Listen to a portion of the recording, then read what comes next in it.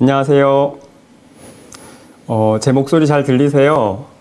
제 목소리가 잘 들리시면 채팅창에 0과 10 사이의 숫자로 좀 입력을 해 주시겠어요? 잘 들리시면 10, 그리고 잘 들리지 않으시면 0, 이렇게 채팅창에 좀 입력해 주시겠어요?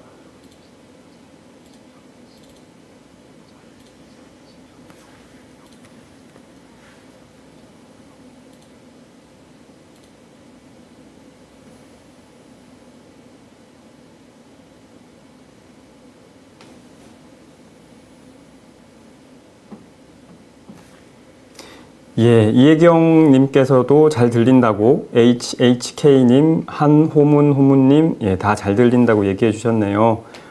박경석님, 쉬엄쉬엄TV님, 예, 이영환님도 출석 알려주셨고요.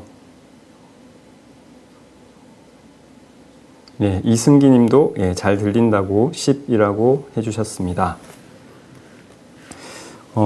저는 과학기술연합대학원 대학교에서 과학기술의 역사, 과학 커뮤니케이션, 그리고 과학기술 정책을 강의하고 연구하는 이종민입니다. 오늘 이렇게 서울대학교 박물관 수요 교양 강좌에서 여러분들을 만나 뵙게 되어서 반갑습니다.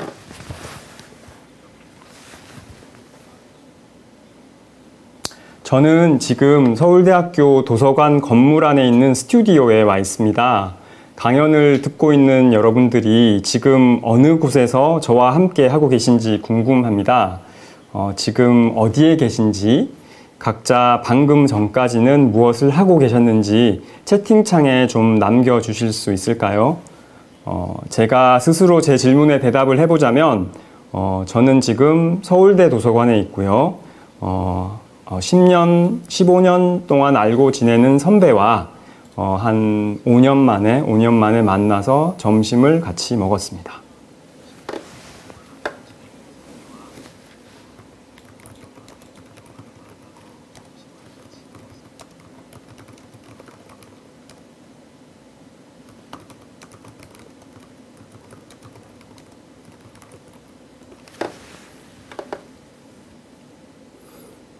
예, KS킴님, 홍종숙님, 권재종님, 예, 그리고 이상희님, 예, 다 잘 들린다고 해주셨고요. KS킴님도 잠실이라고 하셨네요. 그리고 HHK님도 좀 전에 점심 식사를 하셨다고 해주셨어요.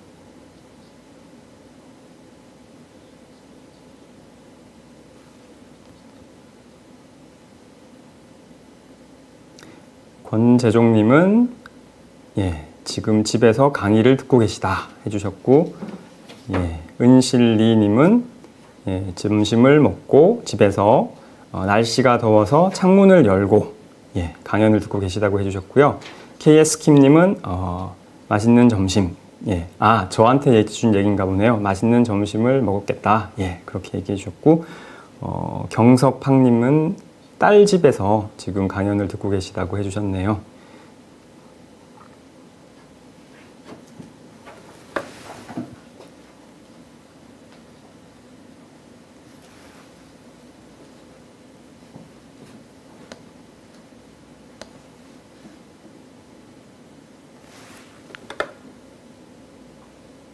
예, 한호문 호무님은 봉천동 집에서 신문 읽으면서 기다리셨다고 해주셨고요. 신호이님은 잘 들린다고 얘기해 주셨습니다. 예, 유기아님도 안녕하세요 얘기해 주셨고요.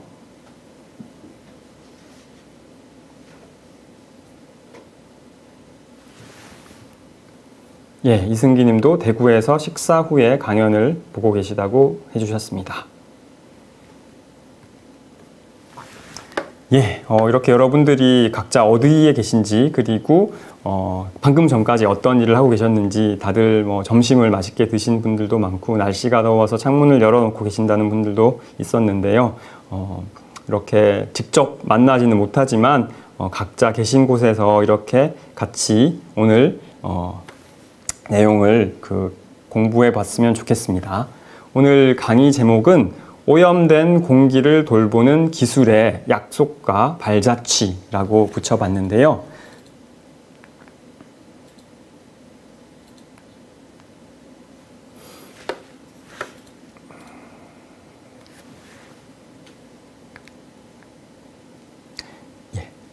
화면 한번 봐주시겠어요?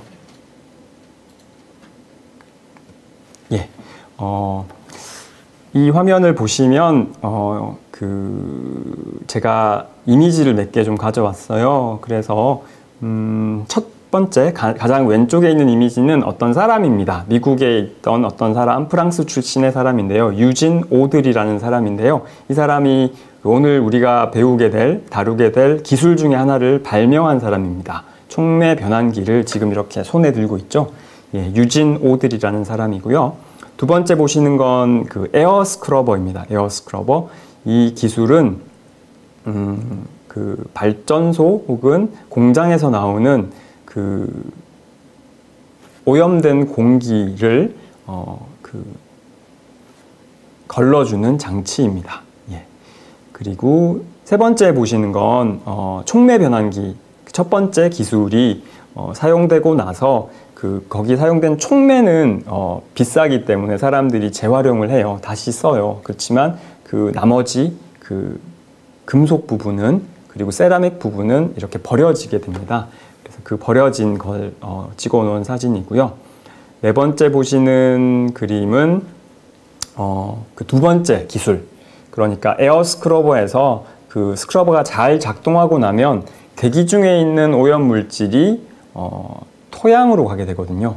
그 토양으로 가게 된 그걸 우리가 슬러지라고 표현하는데 그 슬러지가 잘 모여 있으면 괜찮은데 이 슬러지가 어떤 문제가 생겨서 넘치게 되면 이렇게 오염이 되게 됩니다. 그래서 토양에 있던 물질이 이제 물을 오염시킨 사례인데요.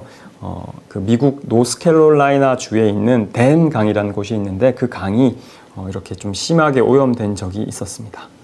그리고 마지막에 보시는 그림은 어떤 음반인데요. 오늘 나오게 될 어떤 공학자가 그 취미로 음악을 하시거든요. 그래서 그 음악을 하신 음반의 그 커버 이미지인데요. 그 이미지가 지금 좀 작아서 보이지 않겠지만 좀 궁금증을 가지시면서 그 뒤에서 좀 더 말씀을 드리도록 하겠습니다.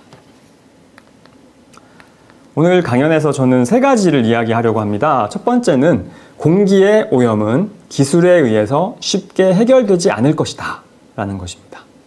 기술이 마치 공기의 오염을 해결될 것처럼 생각하지만 해결을 하는 부분도 있습니다. 그렇지만 쉽게 해결하지는 않고 그리고 그 해결책이 완벽하지는 않다라는 말씀을 드리고 싶었어요. 두 번째로는 오염된 공기를 돌보는 기술이 그동안 발전해왔고 또 앞으로 발전할 것이라는 것입니다. 마지막으로 세 번째는 기술의 발전과 정책의 발전이 함께 이루어져 왔고 또 함께 이루어져야 한다라는 얘기입니다. 그래서 이렇게 큰 세 가지 얘기를 하려고 합니다. 이 세 가지 얘기를 앞으로 저와 약 한 1시간 반 정도 보실 건데요. 그러기 위해서 우리는 지금으로부터 약 50년 전 미국으로 여행을 같이 떠나보려고 합니다. 50년 전에 저는 아직 이 세상에 없었는데요. 여러분들 중 몇몇 분들은 그 시절을 직접 겪어오신 분들이겠죠. 그때 미국의 공기가 어떤 상황에 있었는지 그리고 오염된 공기를 돌보기 위해서 과학자, 엔지니어, 환경 관료들이 어떤 시도를 했는지 그리고 그 결과 미국의 공기 그리고 환경을 다루는 과학기술이 어떤 변화가 생겼는지 다 같이 알아보려고 합니다. 순서는 이렇게 하려고 해요. 먼저 미국 환경보호청과 규제공학에 대해서 좀 알아보고요. 이런 배경을 바탕으로 해서 두 가지 구체적인 기술과 오염 물질에 대해서 살펴보려고 합니다. 첫 번째는 이산화황과 스크러버이고요. 두 번째는 질소산화물과 촉매 변환기입니다. 그리고 이 두 가지 기술과 오염 물질을 살펴본 다음 얘기가 어떻게 진전이 되었는지를 공기를 돌보는 기술이 만든 오염이라는 부분에서 살펴보고요. 마지막으로 약속과 발자취라는 부분에서 어떤 것들이 기술이 약속했었고 그것이 실제로 성취되었고 또 어떤 것들이 발자취로 남았는지 그 발자취는 긍정적인 부분도 있을 테고요. 또 좀 아쉬운 부분도 있겠습니다. 크게 보면 저는 제 연구에서 이런 것들에 관심이 있습니다. 일단 저는 1970년대가 미국 환경정책의 중요한 전환기라고 생각을 해요. 그래서 이걸 살펴보게 되었고요. 주로 누굴 보고 있냐면 공학자들, 과학자들, 그리고 관료, 공무원이죠. 정부에서 일하시는 분들을 주로 보았습니다.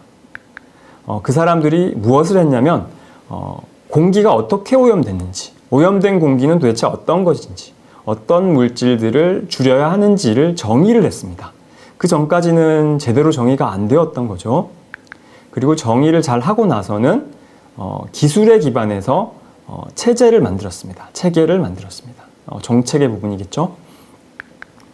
어디에서 했냐면 미국 환경보호청, 그 안에서도 연구개발국, 그 속에 있었던 실험실과 사무실에서 공학자들, 과학자들이 실험실에만 있었던 건 아닙니다. 그들은 사무실에도 있었고요. 또 관료들도 사무실에만 있었던 건 아닙니다. 관료들도 실험실에 있었어요. 언제냐면 70년대입니다. 1970년대에 걸쳐서 살펴보도록 하겠습니다. 먼저 미국 환경보호청 그리고 규제공학에 대해서 살펴볼게요. 환경보호청은 1970년에 만들어졌고요. 그러다 보니까 2010년에 40주년을 맞이했습니다. 제가 이 연구를 시작했을 때는 대충 환경보호청이 한 40주년이 되었습니다. 그래서 연구를 잘 해서 그때쯤 발표를 해야지 생각을 했는데 어느새 50주년이 되었더라고요. 2020년, 작년이 50주년이었고 그러다 보니까 제가 연구를 한 지도 어느새 10년이 넘었구나 하면서 좀 빨리 서둘러서 연구를 잘 해야겠다라는 좀 다짐을 하기도 했습니다. 중간에 보시는 건 그 환경보호청의 로고입니다. 예, 뭔가 이렇게 초록과 파랑과 뭔가 피어나는 이미지들이 잘 나타나 있죠. 미국 환경보호청은 1970년 12월에 리처드 닉슨 대통령의 행정명령으로 설립되었습니다. 행정명령은 그 의회의 동의를 필요로 하지 않습니다. 왜 이 중요한 부처를 만들면서 이런 방식으로, 행정명령 방식으로 만들었을까요?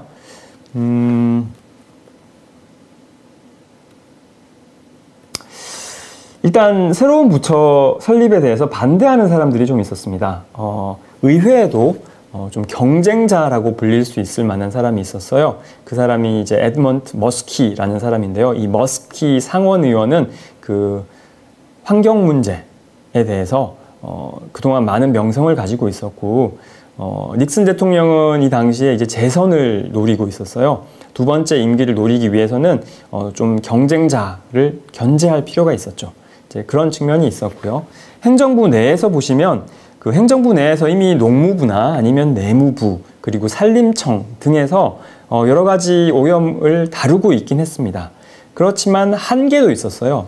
연방정부가 재정이 좀 부족했을 테고, 그리고 또 연방정부 이외에도 주정부, 시정부가 이런 환경 문제를 다루고 있었는데 그 연방이 주에 이제 위임을 한 거죠. 위임을 하다 보니까 이 문제를 적극적으로 다루기가 어렵다는 한계가 있었습니다. 그리고 정부 내에서도 이런 새로운 부처를 만드는 것에 대한 회의론도 있었어요. 회의론은 뭐였냐면 기존 부처와 역할이 겹친다라는 것이었죠. 또 반대로 EPA보다 좀 더 큰 부처, 거대한 부처를 만들어야 한다. 예를 들면 자연보전부를 만들어야 한다라는 그런 반대 주장도 있었습니다. 이런 여러 가지 견제의 목적, 그리고 연방정부, 주정부, 시정부와의 관계, 그리고 정부 내에서도, 연방정부 내에서도 좀 회의론과 그리고 또 좀 적극적으로 만들어야 한다는 논리 속에서 닉슨 대통령은 결국 행정명령이라는 형태로 환경보호청을 만들게 된 거죠. 환경보호청은 새로운 부처였습니다. 그러니까 환경오염은 60년대에 걸쳐서 이미 환경 문제가 심각한 문제라는 것이 어느 정도 공감을 얻으면서 민주당이건 공화당이건 심각하게 여기는 문제니까 이 문제를 해결하기 위해서 나서야 하는 상황이었고요. 여러분이 만약 이 환경보호청의 리더 중 한 명이었다면 어디에 신경을 쓰셨을 것 같아요? 혹시 채팅창에 한번 생각을 한번 남겨주시겠어요? 만약 여러분이 1970년대에 이 환경보호청의 리더 중에 한 명이었다면 어떤 부분에 초점을 맞췄을 것 같으세요?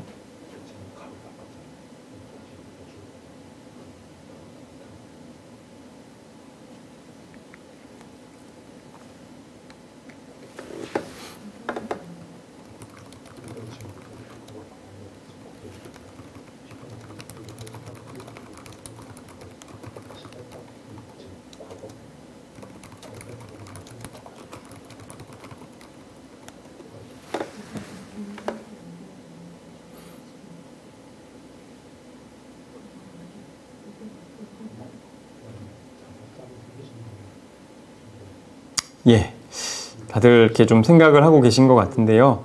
좋은 생각이 떠오르시면 예, 채팅창에 남겨주시고요. 저는 어떤 일들이 있었는지 좀 계속 이어서 말씀을 드리겠습니다. 일단 기본적으로 환경 문제를 규제하는 역할을 해야 했습니다. 그리고 그런 규제를 하기 위해서는 환경이 어떻게 문제가 있는지를 모니터링을 해야 했을 테고요.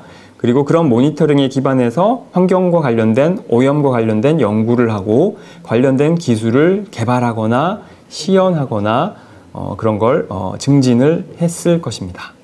근데 흥미로운 건 이런 기능들을 어느 정도는 내부에서 분리를 시켰다는 겁니다. 왜 그랬을까요? 왜 EPA 내부에서는 분리를 했을까? 예, 그 채팅창에 의견 좀 남겨주셨는데요. 같이 좀 공유를 해보면 송영중님께서는 수질 개선 말씀하셨고요. KS킴님께서는 이산화탄소 문제, 그리고 경석팍님께서도 이산화탄소 문제 얘기해 주셨는데요. 예, 모두 맞습니다. 수질 문제, 이산화탄소 문제 다 중요한 문제였고요.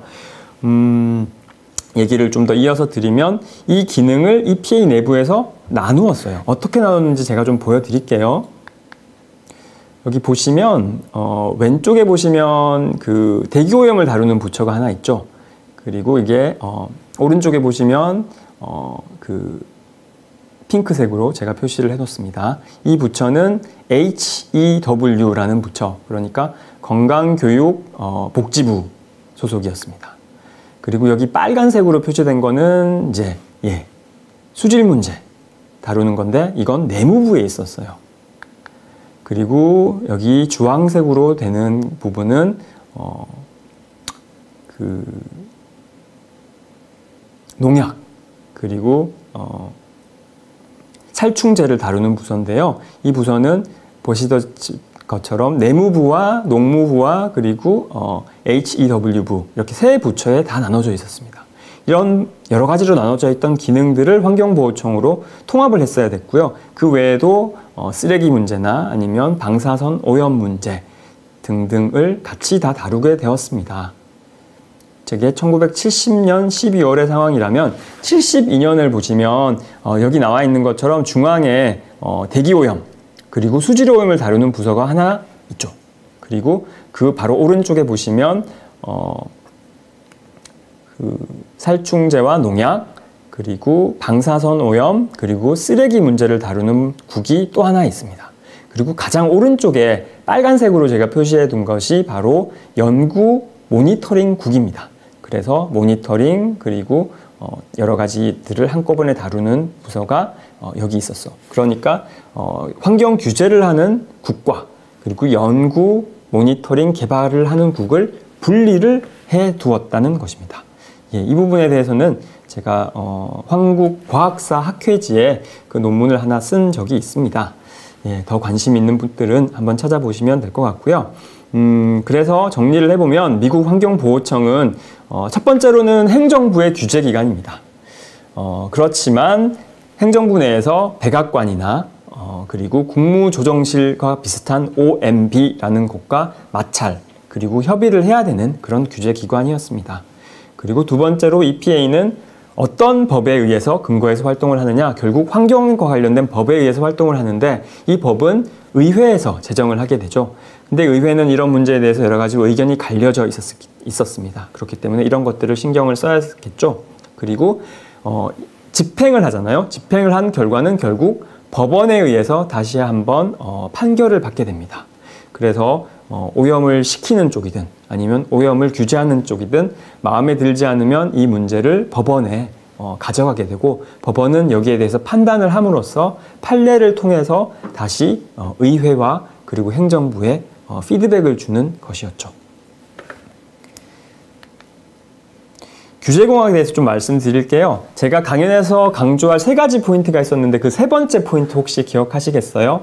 3번째 포인트가 바로 기술의 발전과 그리고 정책의 발전이 함께 가야 하고 그리고 함께 발전해 왔다는 겁니다. 발전해 왔다는 건 역사에 대한 얘기고요. 함께 가야 한다는 건 미래에 대한 얘기입니다. 그리고 이 기술과 정책을 한꺼번에 얘기하기 위해서 제가 규제공학, regulatory engineering이라는 단어를 쓰고 있는데요. 제가 그 학위 논문, 박사 학위 논문에서는 이렇게 정의를 해봤습니다. 규제의 변화와 조직 변화의 일부로서 공학적인 실천이 존재하고 또 공학적인 실천이 기술적인 지식과 정체성 형성에 영향을 미치는 이런 사회 기술적인 문제에 대한 접근으로서 제가 이제 규제공학을 정의를 했고요.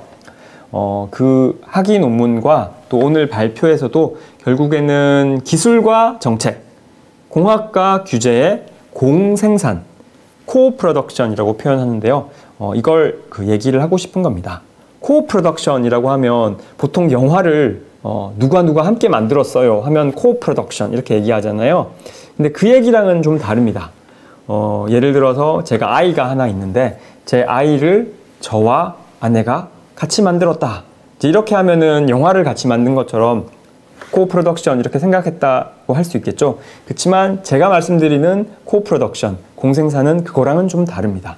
2가지가 한꺼번에 같이 만들어졌다는 얘기죠. 어떻게 만들어질 수 있는지에 대해서는 바로 이어서 말씀을 드릴게요. 그 규제공학이라는 걸 설명하기 위해서는 제가 2가지 컨셉을 그 내부에서 접근법을 봤는데요. 하나는 파란색으로 표현한 지역사계 보건이라는 접근이고요. 또 하나는 빨간색으로 제가 표현한 통제기술이라는 접근입니다.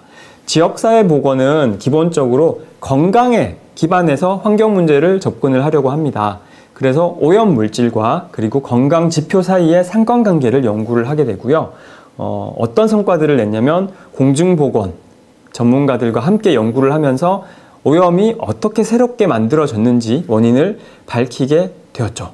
그렇지만 좀 어려움도 있었는데요. 연구기간이 너무 길고요. 그리고 때로는 어떻게 해서 그런 위해, 어려움, 그러니까 피해가 생겼는지를 찾는 증거가 부족할 때가 있었습니다. 그리고 어떤 식으로 누구에게 어떤 건강에 가중치를 둬야 할지 같은 나이의 사람이라면 같은 건지 아니면 나이가 다르면 어린아이와 청년과 중장년과 노년의 어떤 그 피해를 어떻게 다르게 봐야 할지 이런 것들에 대해서 좀 어려움이 있었습니다. 빨간색으로 표현한 통제기술 접근법은요. 어떤 기술을 가지고 당장 오염을 통제를 해야겠다. 즉각적으로. 이런 접근법인데요. 어떤 데 초점을 맞추냐면 사용 가능한 방안들을 모두 검토하고 평가를 한 다음에 그 중에 즉각적으로 도입을 해야 한다. 이런 식으로 접근을 하는 거고 성과라면 즉각적으로 빨리 오염물질을 감축할 수 있었다. 이것이 성과였는데 비판이 있었다면 즉 이런 기술적인 시각으로만 바로 보게 된다면 과연 어떤 것들을 먼저 다뤄야 할지에 대해서 그 판단하기 어려운 점이 있겠죠. 좀 더 예를 들어 볼게요. 2가지 사례가 있는데요. 하나는 대기오염에 대한 것이고요. 사례 1. 그리고 2번째는 수질오염에 대한 것입니다. 지역사회 보건을 생각하는 사람들은 이렇게 생각을 합니다. 6가지 주요 오염물질을 찾고 거기에 대해서 기준을 설정합니다. 이 물질은 이만큼만 있어야 돼. 그 이상을 배출하면 안 돼. 근데 여기에 대해서 왜 이 기준을 설정하느냐? 왜냐하면 이거보다 많아지면 건강이나 아니면 복지에 영향을 준다라고 얘기를 했고요. 이것과 관련된 기술이나 비용에 대해서는 언급하지 않았습니다. 상당히 좀 이상적인 접근인 거죠. 그렇기 때문에 더 영향력이 있었을 수도 있고요. 수질오염을 보시면 어떤 오염원에서는 어떤 물질을 얼마만큼만 배출을 해야 된다라고 결정을 했었고 그것을 모두 건강에 기반해서 결정을 했습니다. 그렇다면 또 다른 접근법인 통제기술은 어떻게 바라봤을 것인가 하면요. 발전소에서 새로운 발전소 혹은 기존의 발전소를 개선을 통해서 얼마만큼 발전소에서 배출할 수 있다라는 기준을 71년에 만들었고요. 이 기준을 설정할 때는 기술과 비용과 환경 영향을 모두 고려를 했습니다. 이 사람들은 좀 더 현실적인 사람들인 거죠. 어떤 기술이 필요하고 가능하고 비용이 얼마나 들고 또 실제로 이런 걸 했을 때 환경에 얼마만큼 성과를 볼 것인가에 생각을 했었던 겁니다. 수질 오염에 대해서도 산업 폐수의 처리 기준 체계를 구체적으로 만들고 기술에 대해서 언급을 했습니다. 이 사람들은 가장 실용적인 기술, 가장 가용한 기술 이런 컨셉들을 만들고요. 그 컨셉에 맞춰서 기술들을 평가하고 그런 기술에 맞춰서 그 오염을 줄여야 한다고 주장을 했습니다.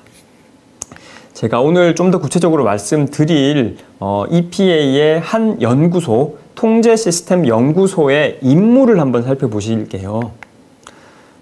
잠깐 한번 살펴보시겠어요? 이 임무를. 제가 시간을 한 30초 정도 드리도록 하겠습니다.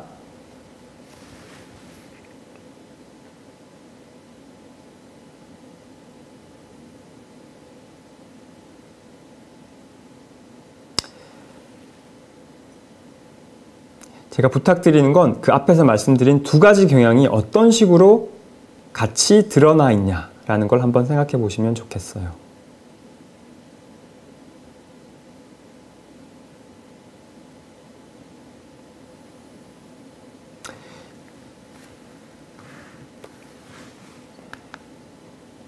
예, 그 색깔을 한번 표현해 봤거든요. 보시면 에너지, 그리고 즉각적이고 효율적인 방식, 그리고 개발, 시연 이런 부분은 바로 통제기술 접근법이 좀 더 구체적으로 드러난 부분이고요. 환경, 공중의 보건과 복지, 보호, 대기 배출되는 오염물질, 감축, 연구 개발 이런 부분들은 바로 지역사회 보건 접근법이 드러난 부분이라고 할 수 있겠습니다. 이 짧은 문장에도 이 두 가지 접근법이 함께 존재한다는 걸 알 수 있었는데요. 과연 이 두 접근법이 어떤 식으로 서로 영향을 주면서 이후 정책의 기술 개발에 반영되어 가는지를 오늘 두 가지 사례를 통해서 살펴보려고 합니다.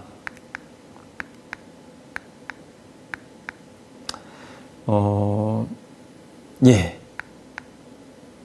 이 사례들을 살펴보면서 제가 하고 싶은 얘기를 먼저 말씀드릴게요. 1970년대 초에 어떠했는데 1970년대 후반과 80년대 초에는 어떠하게 변했다라는 얘기를 하고 싶은 거거든요. 초에는 이랬습니다. 과학이 좀 더 앞서가면, 오염과 관련된 과학이 좀 더 앞서가면 환경 규제가 좀 더 뒤따라왔어요. 그리고 공학과, 기술은 이를 좀 뒷받침하는 역할을 했었어요. 그러다가 후반부로 가면 공학과 규제가 공생산된다는 겁니다.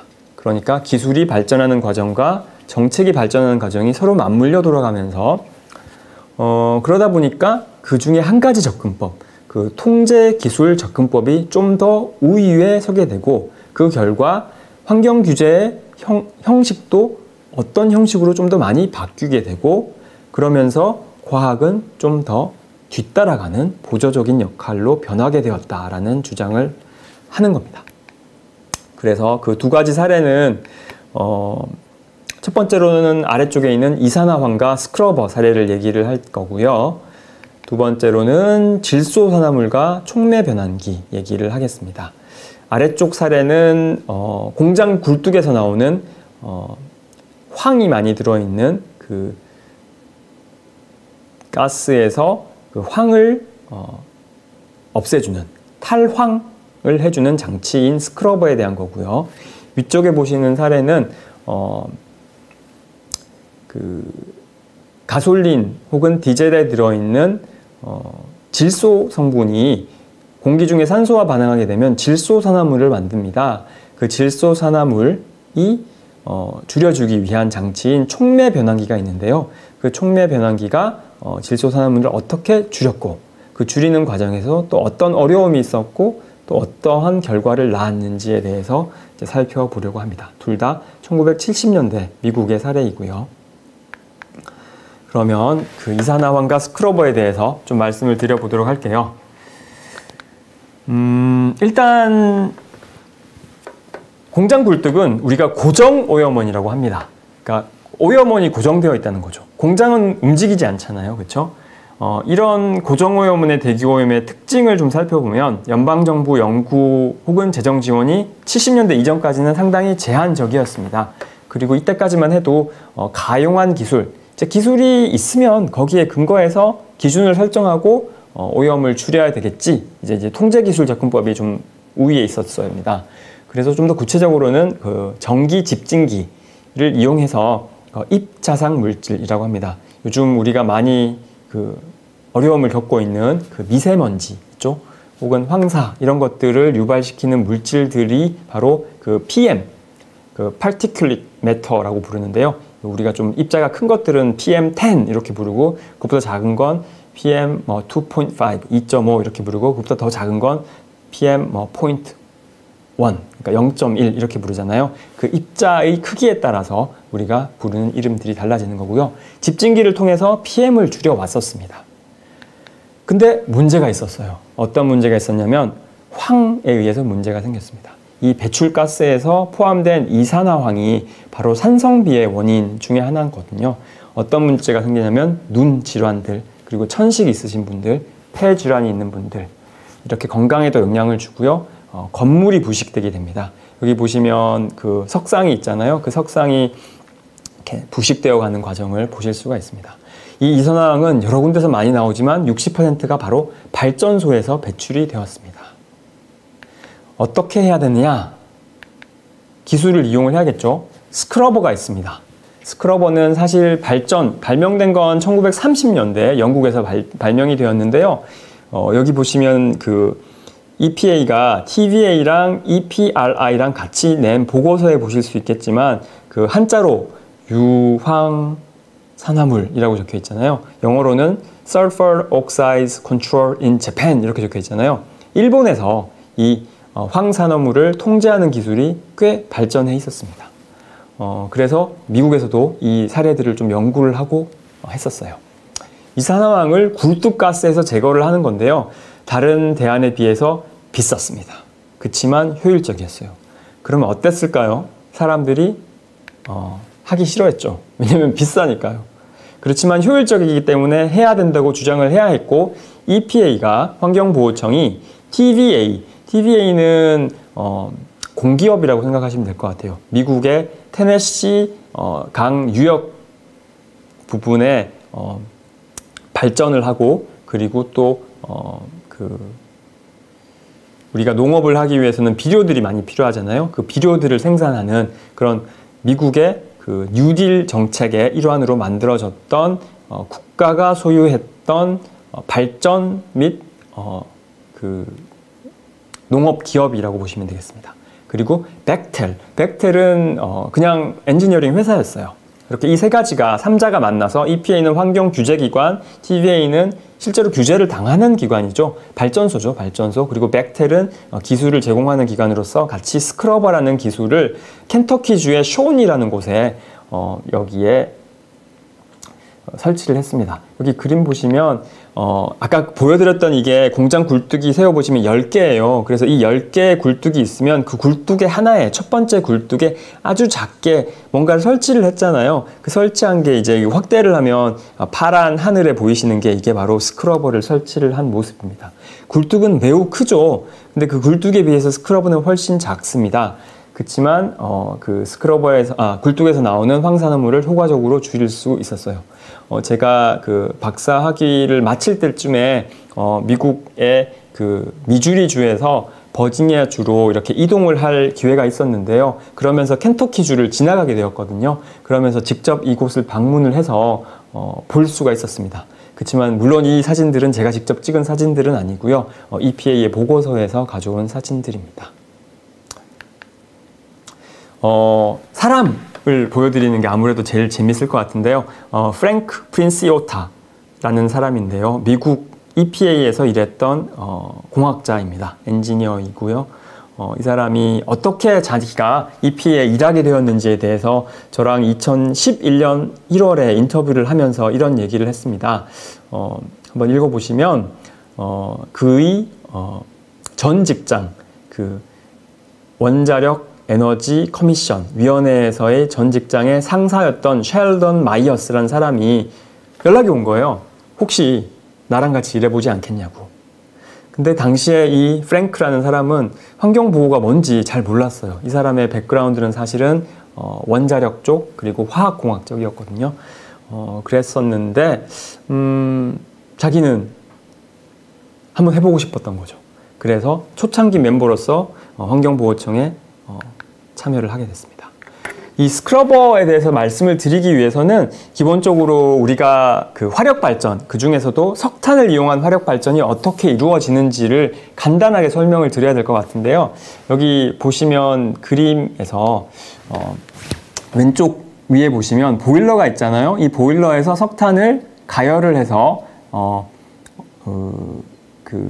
하게 됩니다. 그러면 플라이 애쉬라고 이렇게 날아다니는 애쉬가 생기는데요. 재가 생기는데요. 그 재가 이렇게 뜨게 되죠. 그 재를 3번이 그 전기 집진기입니다. 집진기를 통해서 큰 것들은 걸러줄 수 있습니다.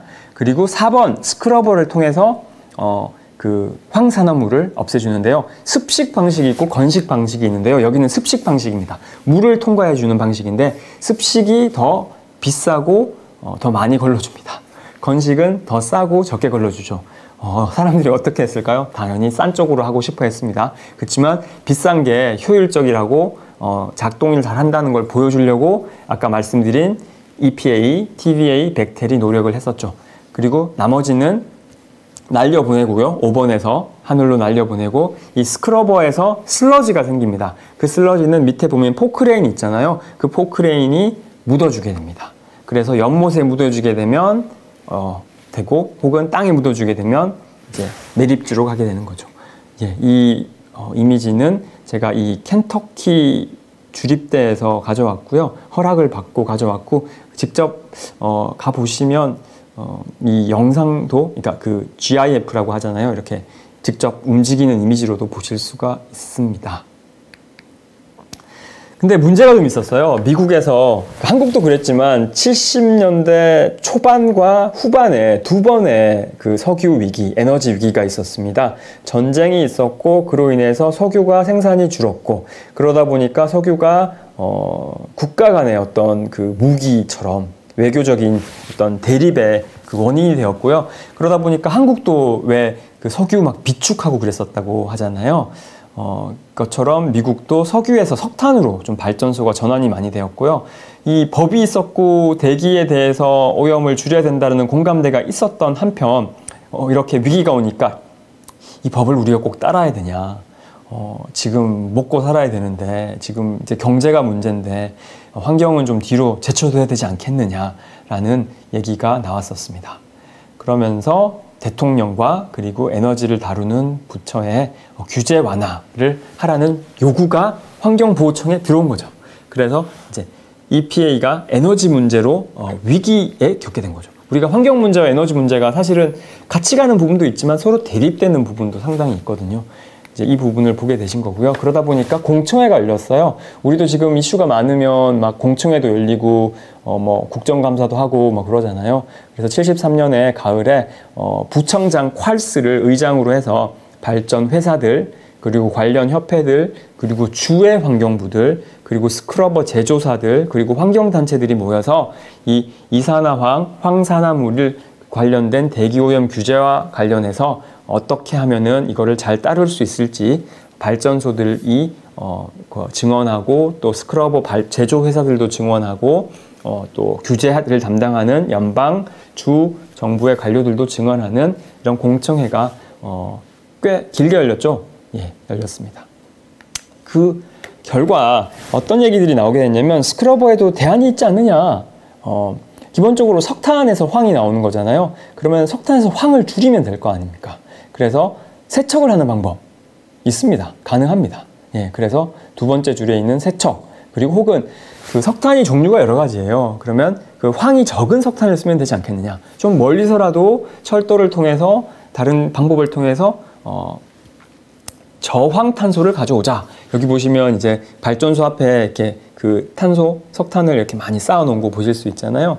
그리고 오염이 많이 되면 굴뚝을 그냥 높이 세우면 되지 않겠냐. 굴뚝 높이 세우면 오염 물질이 올라가서 이렇게 많이 퍼져버리니까 그것도 해결책이다. 이게 이제 높이를 통해서 해결하는 방법이라면, 공간적인 해결책이라면, 마지막 방법은 시간적인 해결책입니다. 이제 간헐 통제 시스템이라고 하는데요. 오염이 심하면 배출을 덜하고 오염이 좀 덜할 때 배출하면 되지 않겠느냐. 시간차를 두면서 해결하면 된다. 그렇지만 완벽한 해결책은 안 될 것 같다는 느낌이 조금씩 드시죠? 또 한편 그 규제를 당해야 하는 발전사들은 저항을 하기 시작을 했습니다.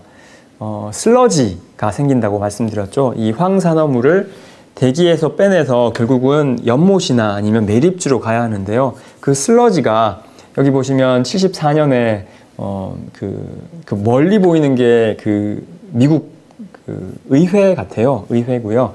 여기 이렇게 양복을 입고 다니시는 분들이 아무래도 그 워싱턴에서 일하시는 분들이겠죠. 스크러버 얘기를 들어보셨습니까? 하면서 이제 그 월스트리트 저널에 광고를 냈는데, 스크러버는 발전소를 막히게 하고 발전소를 정지시킬 겁니다. 우리가 말해주고 싶은 건 이런 막히는 문제, 수리 문제, 신뢰도는 아닙니다. 바로 환경보호입니다. 이러면서 이제 그 발전소에서 환경보호라는 담론을 자기 쪽으로 가져와서 얘기를 하는 겁니다. 이 발전소에 그 석회석 스크러버를 적용하면 5년 만에 DC에 이만큼 슬러지로 다 덮어버릴 거라는 거죠. 그래서 여러분들이 출근을 할 때도, 공청회를 갈 때도 다 이 슬러지를 뚫고 가야 한다라는 경고를 하는 겁니다. 이런 오염되는 화학물질들이 땅과 물로 스며들 수 있을 거라는 경고를 했죠.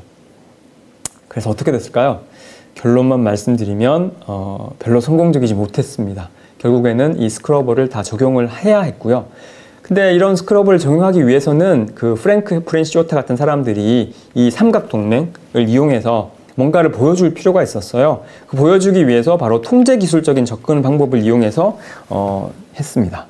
일단 자기 연구소 있었잖아요. 그 아까 그 미션이 있었던 연구소에서 파일럿을 만들었습니다. 이 프랭크 프렌시오타가 지금 이렇게 작게 보이시는데, 파일럿의 크기는 뭐 그 사람의 한 3, 4배, 4, 5배밖에 안 되잖아요. 파일럿을 일단 만들어서 성공을 시킨 다음에 그걸 스케일업을 했습니다. 스케일업을 해서 좀 더 큰 걸 하나 만들고, 그리고 실제로 켄터키주 쇼니에 가서 막히는 문제, 아까 지적했던 막히는 문제, 그리고 또 다른 문제들을 스케일링이라고 하는데, 스케일링 문제, 우리가 2도에 이게 문제가 생기면 스케일링으로 뺀다고 하잖아요. 이런 치석 제거하는 것처럼 여기도 이제 그 문제가 쌓이게 되면 위에 있는 것처럼 이렇게 쌓이게 되는데요. 그런 것들을 여러 가지 다른 기술들을 이용해서 공법들을 바꿈으로써 이 치석 제거하듯이 이 것들을 제거할 수 있었다라는 걸 보여주고, 그걸 직접적으로 보여줄 수 있음으로 해서 공청회에서 이후 이어지는 그 법률 제정 국면에서 효과적으로 스크러버의 장점을 설득할 수 있었습니다. 비용 문제는 여전히 있었어요. 인정을 하는 거죠. 네. 작거나 오래된 발전소는 습식 말고 건식을 써라. 왜냐하면 더 싸니까. 네, 그렇게 이제 좀 후퇴를 하고 양보를 했습니다. 대신에 새로운 발전소에는 습식을 쓰도록 만들었죠. 여기까지 들어보시면 기술이 환경 문제도 해결하고 규제를 반대하는 사람들의 저항도 해결해주고 모든 걸 잘 해결해 준 것 같은데, 사실은 뒷부분에 나오는 것처럼 그렇게 간단한 얘기는 아니었습니다. 그렇지만 그 얘기를 계속하기 전에 또 다른 오염물질과 또 다른 기술에 대해서 좀 얘기를 드리도록 할게요. 다들 잘 따라오고 계신지 궁금한데요. 제가 좀 전에 드렸던 질문에 대해서 이승기님께서는 에어폴루션, 대기오염 문제, 토양오염 문제 말씀해 주셨을 것 같고, 점점님께서는 코프로덕션 얘기를 해주셨던 게 있었군요. 여기까지가 일단 한 반 정도는 했어요. 반 정도 했고요. 나머지 반 정도는 이제 앞에서는 고정오염에 대해서 말씀드렸잖아요. 그렇지만 여기서는 이제 이동오염에 대해서 말씀을 드리는 겁니다. 공장굴뚝은 움직이지 않는 오염체, 그래서 고정오염원이라고 표현하고요. 자동차, 오토바이 이런 것들은 움직이는 오염원이잖아요. 그렇기 때문에 이것은 이제 이동오염원이라고 표현합니다. 이동오염원. 그리고 혹은 뭐 점오염원 이렇게 표현하기도 하고요. 점오염원이 있으면 비점오염원도 있겠죠. 우리가 비가 많이 오면 비가 이렇게 아스팔트를 이렇게 씻어서 하수구로 흘러가잖아요. 이런 것들은 이제 비점오염원이 될 테고요. 예를 들면 공장에서 폐수가 나오면 그건 점오염원이 되겠죠. 예, 그러면 이때는 어떤 문제가 있었냐? 그 스모그. 예, 그 가장 유명한 첫 번째 스모그는 런던 스모그였습니다. 그렇지만 새로운 스모그가 나타났는데 그게 다시 1950년대에 나타난 LA 스모그고요. 광화학 스모그라고도 하는데요. 어떤 차이가 있냐면 햇빛이 영향을 주게 되고 1차 반응에 의해서 2차 반응이 생긴다는 그런 오염 스모그입니다. 스모그는 스모크랑 포그가 합쳐진 단어잖아요. 그러니까 그 배기가스, 자동차든 아니면 공장이든 나오는 배기가스와 안개, 이제 기상현상이 결합되어서 오랫동안 오염물질이 그 좀 머물러 있는 상태를 말하는 거죠. 우리는 사실 2021년을 살아가는 한국인으로서 그 미세먼지를 몸으로 겪었었잖아요. 그렇기 때문에 스모그가 좀 이렇게 낯설지 않을 것 같아요. 그래서 뭐 서울의 어떤 미세먼지를 서울형 스모그라고 불러야 하지 않겠느냐라는 좀 우픈 얘기를 하시는 분들도 있었습니다. LA 스모그는 자동차 문제였어요. 과학자들이나 정치인들은 이것은 자동차 문제다 이렇게 얘기를 했었는데 자동차 회사는 어떻게 얘기했을까요? 예, 예상하시는 것처럼 인정하는 사람도 있었지만 인정 안 하는 사람도 있었어요. 그래서 힘들다 우리는. 왜냐면 자동차 여러분들도 열심히 타고 다니고 자동차 덕분에 산업도 발전하고 여러분들이 여가도 즐길 수 있고 지금 당장은 힘들다. 그러면서 좀 저항을 했습니다. 과학자들은 어떤 것들을 밝혀냈냐면 이 HC라는 게 탄화수소거든요. 왜 탄화수소가 생기냐면요. 그 석유잖아요. 석유는 여러 가지 석유가 있지만 오늘은 주로 가솔린하고 디젤은 경유거든요. 가솔린하고 경유를 말씀드릴 텐데 가솔린, 디젤은 주로 H와 C로 구성되어 있는데요. 이것이 산소를 만나면 H2O, 물, 그리고 CO2 이런 게 생기겠죠. H2O는 무해한 것 같죠. 그리고 CO2는 당시로는 무해하다고 생각했지만 요즘은 우리가 그 기후온난화에 영향을 주기 때문에 유해하다고 이제 알게 된 거죠. 당시에는 무해하다고 생각했지만 현재는 유해하게 생각이 든다는 걸 보면 알 수 있듯이 역사적인 관점이 필요한 것 같습니다. 환경 문제를 이해하는 데는. 오늘날에는 문제가 없는 것 같지만 이후에는 문제가 될 수 있다는 거죠. 뭐 미세 플라스틱이라던가 아니면 DDT라던가 뭐 이런 것들도 다 좋은 예가 될 수 있겠습니다. CO는 왜 생기느냐? HC는 왜 생기느냐? 불완전 연소 때문에 생깁니다. 그 자동차 엔진에서 기름이 석유가 연소를 하게 되면 완전 연소를 하게 되면 이런 것들이 덜 생기는데 불완전 연소를 하게 되면 이런 것들이 생깁니다. 불완전 원소의 원인은 급발진, 급제동 이런 것들이 있고요. 그리고 온도가 낮은 상태에서 바로 자동차를 출발하게 되면 이제 콜드 스타트라고 하는데요. 그렇게 되면 이제 이런 것들이 많이 생깁니다. 그래서 옛날에 그 어른들이 그 겨울에는 이렇게 시동 켠 다음에 좀 기다렸다가 예열한 다음에 출발을 하려고 했던 게 이런 이유들이 있는 거죠. 그리고 맨 아래에 있는 NOx가 바로 질소산화물인데요. 질소산화물은 이 석유 안에도 질소가 많이 들어있는데 아주 많지는 않습니다. H나 C에 비해서는 적은데요. 그것들이 이제 온도가 높아지면 우리가 낙스라고 많이 표현하는데요. 질소산화물이 많이 생기게 됩니다.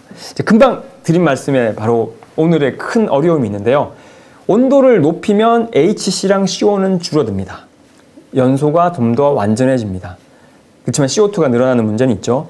근데 온도가 낮으면 낙스는 적게 생기다가 온도가 높아지면 낙스가 많아집니다. 그렇기 때문에 이게 줄어들고 이게 늘어나면 이 딱 정확한 점을 찾아야 되잖아요. 그 점을 찾으려고 엔지니어들이 정말 노력을 많이 했고 찾았습니다. 찾았지만 늘 여기에서만 자동차 엔진이 작동을 할 수 없거든요.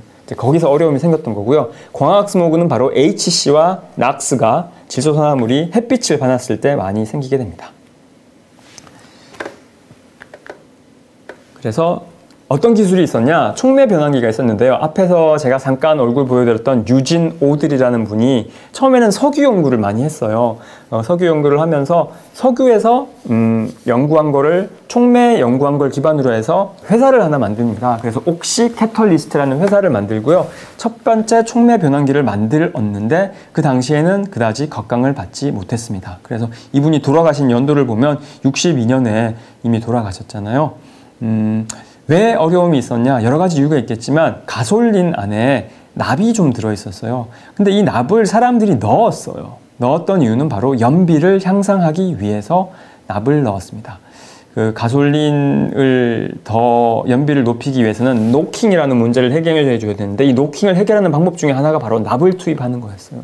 근데 이게 참 잘못된 선택이었던 것이 이 납이 투입된 가솔린이 연소되면서 납이 기체 형태로 사람의 그 호흡을 통해서 사람에게 쌓이게 됩니다. 그래서 이 납을 어릴 때 많이 그 흡입한 아이들이 그 뇌 발달, 신경계 발달에 어려움이 생기거든요. 그래서 결국에는 이것이 연구를 통해서 알려지게 돼서 납성분이 없어지게 되었는데요. 이게 그렇게 쉽게 없어지지 않았습니다. 사실은 이 없어지는 과정에서는 바로 촉매 변환기가 납에 의해서 작동을 잘 못하는 문제가 있었어요. 그렇기 때문에 촉매 변환기를 쓰기 위해서는 납을 줄여야 하는 문제가 하나 있었고, 또 하나는 자동차 회사 중에 하나인 그 제네럴 모터스, 지금 GM과 대우가 같이 이제 그 결합해서 활동을 하고 있는데요. 이 GM이 에틸 코퍼레이션이라는 석유 회사의 지분을 50%나 가지고 있었어요. 근데 이 회사가 바로 유연 휘발유, 납이 들어있는 휘발유를 만들고 있었습니다. 그러니까 무슨 얘기냐면 GM은 석유도 만들고 자동차도 만드는 거예요. 그러니까 이 석유를 팔기 위해서는 자동차가 계속 납이 들어있는 휘발유를 써야 되는 거죠. 나쁘게 얘기하면. 그러다가 이 지분을 정리하고 나서 자기들이 바로 촉매 변환기를 도입을 하고 그리고 유연에서 무연으로 바꾸게 됩니다. 예, 그래서 이해관계 충돌이 얼마나 어려움이 되는지를 이 사례가 보여줄 수 있는 거죠. 예, 이게 바로 유진 오드리고요. 오드리가 들고 계신 게 바로 촉매 변환기입니다. 그건 좀 예전 방법인데요. 촉매 변환기가 비싸잖아요. 그리고 또 저항이 있으니까 대안들이 필요했던 거죠. 그 대안들로 나왔던 것들은 이런 기술들이 있었는데요. 자동차에 관심이 아주 많으신 분들이 아니라면 이 부분은 그냥 간단하게만 말씀드리면요. 기본적으로 나오는 배기가스를 다시 집어넣어서 더 한번 연소를 시키면 배출되는 게 줄어들겠죠. 이제 이게 한 가지 방법이고, 또 하나는 애프터 버너라고 해서 연로 위에서 나오는 것들을 좀 더 가열을 해주는 거죠. 질소산화물을 온도를 높여주면 줄어든다고 했었잖아요. 온도를 높여주면 늘어난다고 했었잖아요. 질소산화물은 문제가 많겠지만 그 탄화수소나 아니면 그 일산화탄소의 경우에는 뒤에 한 번 더 가열을 해주면 반응을 해서 줄일 수 있는 거죠. 그런 식으로 줄이는 것이 대안들이었는데요. 규제가 시작되면서 저항들이 좀 생기게 되었습니다. 그래서 70년에 청정대기법이 만들어지면서 72년에 이제 이런 규제들이 생겼습니다. 기준들이 생겼어요. 그래서 75년까지 탄화순소와 일산화탄소를 줄이고 76년까지 질소산화물을 이만큼 줄여라 했습니다. 그래서 기준을 이렇게 만들었는데 이 기준이 어떤 식으로 만들어졌냐? 결국은 그 당시에 기술이 얼마나 가능하냐를 근거를 해서 이런 기준들을 만들었는데 EPA는 이런 기준을 만들었지만 자동차 회사들은 우리는 아직 준비가 안 되었습니다. 좀 규제를 늦춰주세요 하면서 지연 요구를 했고요. 그러면서 이 요구를 EPA는 거절을 했습니다. 1970년대 초에 EPA는 상당히 작은 기관이었고 신생 기관이었지만 정부 기관이었지만 좀 지지를 받았고 엄격하게 규제를 하려고 노력을 했던 그 기관이었습니다. 그렇기 때문에 이런 것들을 거절을 했고요. 그러다 보면 문제는 어디로 갈까요? 결국은 법원으로 가는 거죠. 법원으로 가서 법원에서는 추가 조사를 해라 라고 명령을 했습니다. 그래서 이러한 세 가지적인 측면에서 추가 조사를 해라. 과연 자동차 회사가 성실한 신념에 기반해서 노력을 하고 있는지, 그리고 기술이 얼마나 쓸 수 있는 기술이 존재하는지, 그리고 공익을 위해서, 공중의 이익을 위해서는 어떤 식으로 대처를 해야 될지에 대해서 세 가지 측면에서 추가 조사를 하라고 했고요. 추가 조사를 하게 되었죠. 여기는 이제 그 증언을 한번 제가 좀 가져와 봤는데요. 그 밑부분을 보시면은 1973년 EPA에서 그 보고서를 냈는데 그 부록 B에 보시면 그 모놀리스라는 건 오래된 이제 그 촉매 변환기 기술이고요. 뒤에 있는 클램쉘 타입이라는 거는 조금 더 발전된 그 촉매 변환기 기술입니다. 그래서 그 앞에 있었던 그 모놀리스 기술이 좀 문제가 있었는데 이 문제는 크라이슬러가 이제 또 자동차 회사잖아요. 크라이슬러가 지금 쓰고 있는 클램쉘 타입이라는 촉매 변환기를 쓰게 되면 좀 문제가 해소될 수 있다. 이런 얘기를 했고요. 아래쪽에 보시면 그 GM에서 나온 그 부사장 역할을 한 이 분이 뭐라고 얘기했냐면 결과적으로 GM이 75년 모델에서 이 촉매 변환기를 forced to잖아요. 그러니까 억지로 도입을 해야 되게 된다면 그 기업의 어떤 큰 문제가 생길 거다라는 얘기를 했고요. 그러면서 사람들도 피해를 볼 거다라고 이제 좀 경고를 한 거죠. 그러면서 이제 여기서도 이제 공청회가 열렸었던 건데요. 두 인물을 설명드리려고 해요. 앞에서는 프랭크 프란시오타라는 한 분을 보여드렸는데 여기서는 두 분을 보여드릴 건데요. 한 분은 에릭 스톡이라는 분이고요. 또 한 분은 존 모란이라는 분입니다. 그래서 색깔로 표현을 했는데 에릭 스톡은 이제 파란색 쪽 사람이에요. 그래서 커뮤니티 헬스, 지역사회 보건 쪽을 강조하는 사람이었고요. 존 모런은 그 통제 기술을 강조하는 사람이었는데요. 이 에릭 스톡은 그 워싱턴 DC와 그리고 미시간주에 있는 앤아버에 있는 연구소에서 주로 활동을 했던 사람이고, 이거는 이제 75년에 그 사람이 그 사무실에서 찍은 사진인데, 그 당시만 해도 사람들이 실내에서 담배를 피웠던 것 같아요. 오늘 제가 그 공기의 오염, 대기의 오염에 대해서 얘기를 하면서 사실 실내 공기에 대해서는 얘기를 하지 않고 있는데요. 담배가 그 당시까지만 해도 심각한 어떤 그 오염이라고 생각을 하지 않았었고요. 실내에서도 담배를 많이 피웠던 상황인데, 오늘날의 어떤 기준으로는 생각하기 힘든 거였죠. 환경보호청에 일하는 유능한 관료가 실내에서 담배를 뻐끔뻐끔 피면서 그 업무를 보는 사진을 여러분이 보고 계십니다. 예, 에릭 스톡도 제가 한번 인터뷰를 할 기회가 있었는데요. 상당히 80대에 가까운 나이에도 기억력이 대단하고요. 많은 자료를 제공해 주시고 되게 자부심을 가지고 계시고, 그때까지도 이제 컨설팅 엔지니어로서 활동을 하고 계셨는데요. 아쉽게도 이제 14년에 세상을 떠나셨어요. 존 모레는 좀 반대쪽입니다. 그래서 노스캐롤라이나의 RTP 지역에서 이제 활동을 했었는데, 모라는 마찬가지로 엔지니어 출신, 에릭 스톡은 행정가 출신입니다. 그래서 이제 그 법학 행정학을 공부하면서 이제 그 대기오염 문제에 관심을 많이 가지게 된 사람이었다면, 존 모레는 엔지니어 출신이고요. 기계공학을 하면서 그 석유회사, 자동차 회사도 좀 일을 하다가 결국은 EPA에서 일을 하게 된 사람이고, 지금 70년 모델 플리머스 슈퍼버드라고 이 스포츠카예요. 스포츠카에서 이제 이 그 배기가스를 줄여드는 장치를 달아서 측정을 해보는 거죠.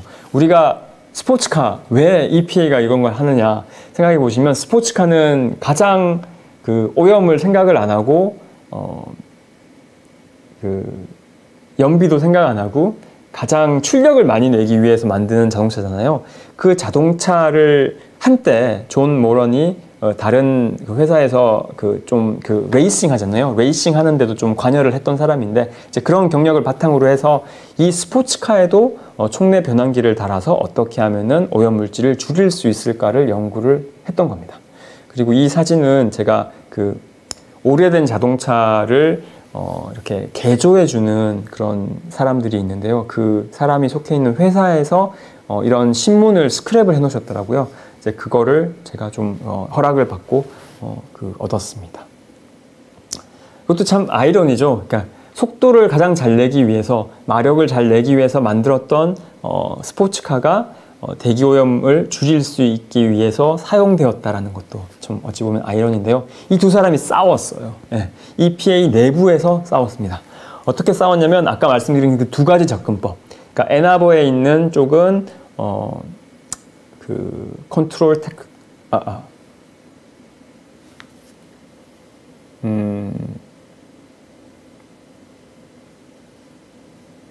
제가 색깔을 좀 그러니까 파란색이 된 거는 이제 그 커뮤니티 헬스 쪽의 입장인 거죠. 그리고 빨간색이 된 거는 그 컨트롤 테크놀로지의 입장입니다. 그렇기 때문에 파란색으로는 해야 하는 역할이 이런 식으로 좀 제가 지금 좀 헷갈리는데요. 그러니까 에릭 스톡의 입장은 에릭 스톡, 존 모런 이렇게 말씀드릴게요. 에릭 스톡의 입장은 에나버의 입장은 그 최대한 규제를 해야 된다고 생각을 했었던 것 같다. 근데 존 모런의 입장은 현재 쓸 수 있는 기술의 입장을 제가 또 잠시만요. 에릭 스톡은 규제를 현재 가지고 있는 기술을 가지고 규제를 할 수 있는 만큼 해야 된다라는, 그러니까 컨트롤 테크놀로지 입장이네요. 근데 존 모런의 입장은 좀 더 헬스에 신경을 써야 된다. 그리고 그 캐탈리틱 컨버터, 촉매 변환기가 도입이 되었을 때 또 다른 문제가 생길 수 있다면 그것까지도 고려를 해야 되고, 그런 유해 정보에 대해서 잠재적인 리스크에 대해서 대중과 공유를 해야 된다라는 입장이었습니다. 제가 색깔을 잘못 썼네요. 앞에서 썼던 색깔이랑 좀 헷갈리게 했습니다. 요거는 그 다큐메리카라고 그 EPA를 포함해서 당시에 환경과 관련된 문제를 이렇게 사진을 찍어서 기록했던 프로젝트가 있었는데요. 그 프로젝트가 에나버와 RTP를 각각 방문해서 찍었던 사진인데요. 에나버는 기본적으로 그 자동차를 직접 이렇게 막 돌아가는 그 발전기 같은 건데요. 이거 돌아가는 바퀴에서 바퀴만 막 돌리는 거예요. 그러면서 여기서 어떤 오염물질들이 나온지를 확인하는, 그러니까 자동차의 축에 이렇게 다이나모를 달아가지고 그 에미션이 어떻게 나오는지를 확인하는. 그러니까 우리가 요즘에 그 자동차 점검 받잖아요. 그러면 이게 기본적으로 이런 방식이라고 생각하시면 되고요. RTP는 이제 엔진을 뜯어와서 그 쉐브롤레라는 회사의 엔진을, 빨간색으로 된 엔진을 뜯어와서 촉매 변환기를 달아가지고 실제로 이제 실험실에서 또 연구를 했었습니다. 그래서 이게 두 가지가 좀 대조되는 건데요. 요거는 이제 그 세 가지 오염물질 HC, CO, NOx가 처음에는 산화 캐털리스트, 옥시다이징 캐털리스트를 이용해서 요만큼 줄일 수 있었다는 거거든요. 74년에는 EGR을 이용하고 75년에는 이 촉매 변환기를 이용해서 줄일 수 있었고, 그리고 81년경이 되면은 3웨이 캐털리스트와 일렉트로닉 컨트롤, 그러니까 3원 촉매와 전자 통제 방식을 통해서 이제 이만큼 줄일 수 있었다는 겁니다. 그래서 점차 각각의 규제 기준을 어떻게 낮춰가는지를 이제 보실 수 있고요. 원래 처음에 생겼던 거는 이렇게 그 체크 무늬로 된 게 원래 기준이었는데, 그 기준보다 자꾸 줄여가는 과정을 보실 수 있는 거죠. 그래서 2000년이 되면 이렇게 줄일 수 있지 않겠느냐라고 이제 그 사람들이 예측을 했었던 거고요. 지금은 훨씬 더 많이 줄어 있다는 거 말씀드릴 수 있습니다. 그리고 86년과 94년에는 다른 규제들이 들어왔던 거죠. 86년에는 그 particulate matter, PM이 들어왔고, 94년에는 포름알데히드가 들어왔습니다. 여기까지가 자동차의 이제 대기 오염 말씀드린 거고요. 그 두 가지, 이제 공장 굴뚝에서의 오염과 그리고 자동차의 오염이 어떤 식으로 이후에 또 발전되었는지를 좀 더 말씀을 드리도록 할게요. 제가 드리고 싶은 말씀은 좀 슬픈 얘기들이에요. 여기서부터는 좀 아쉬운 얘기들인데, 기술이 결국 오염을 해결하기 위해서, 공기를 돌보기 위해서, 공기를 돌본다는 건 결국 공기를 마시는 사람을 돌보는 거고, 동물들을 돌보는 거고, 식물들을 돌보는 거고, 우리 환경을 돌보는 건데, 그 기술이 또 다른 오염을 만드는 측면이 있습니다.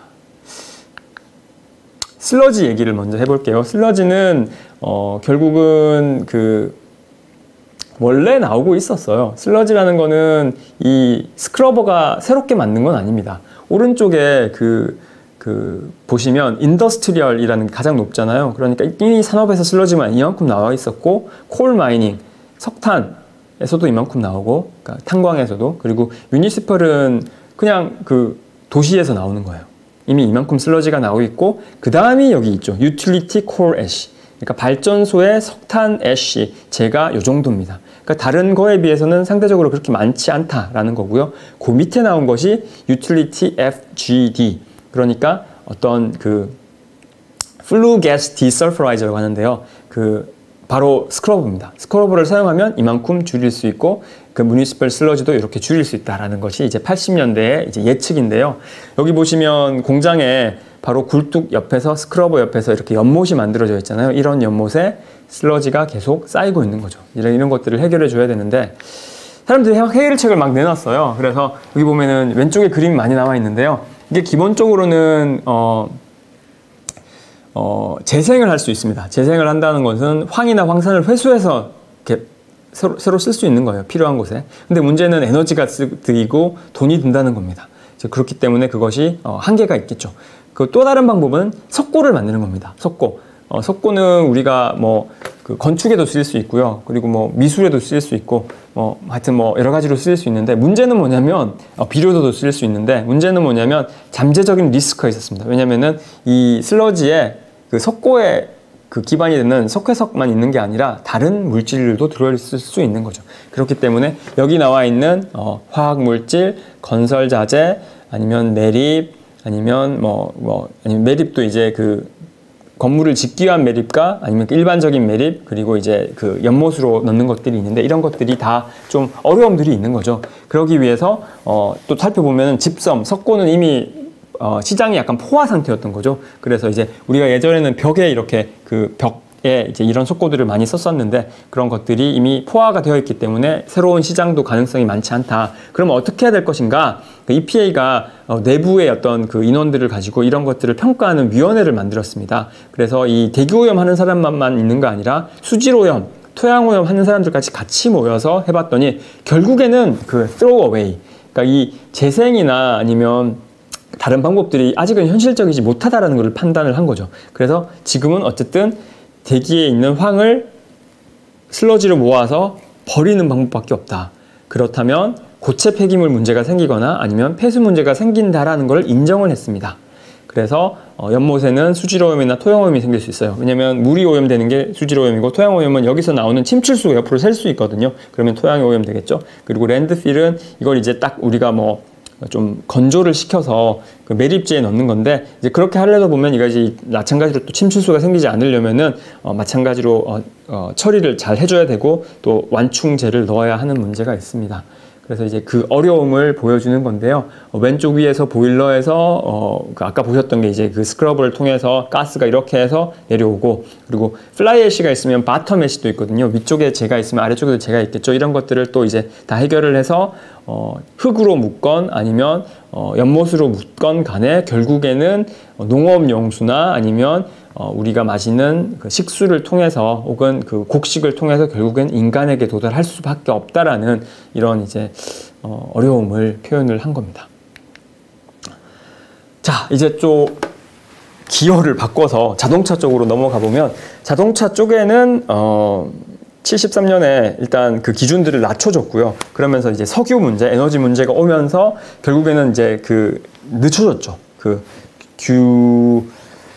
기술 기준, 그 규제 기준을 늦춰줬습니다. 77년으로 늦춰주고 78년으로 늦춰주고 그러면서 또 HC 스탠다드도 늦춰주고 그러면서 이제 논쟁들이 좀 생겼습니다. 존 모렌이라는 그 RTP의 엔지니어가 캐탈리틱 컨버터를 활용하게 되면 결국에는 그